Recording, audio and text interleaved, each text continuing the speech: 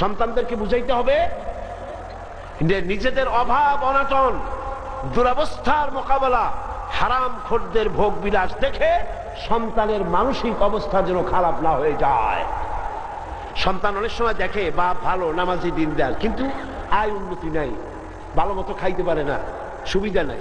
সেই জন্য সন্তান হারাম খোরদের বাড়ি ঘর এসি 5 তলা 10 তলা বাড়ি দেখা ছেলের মন যেন খারাপ না হয়ে যায়, সেই জন্য ছেলেকে বুঝান মাতাউল কালিল, সামান্য দিনের জন্য এটা ওদের দেওয়া হয়েছে। সুম্মা মাওয়াহুম জাহান্নাম ওয়া বিসাল মাসীর, এরপরে জায়গা হবে জাহান্নামে। জায়গা হবে কোথায়? জাহান্নামে। হালাল খাও। নামাজ তাদের দৃষ্টিভঙ্গি বদলে দেবে।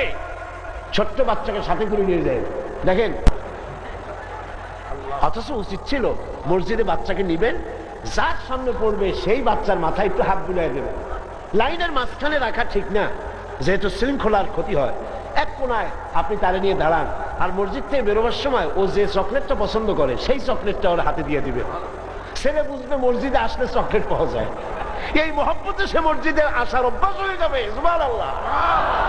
আল্লাহ পাকের নবী বলছেন, লা তাজআলু বুয়ুতাকুম কুবুরা, তোমাদের ঘরগুলিকে তোমরা কবর বানাইও না।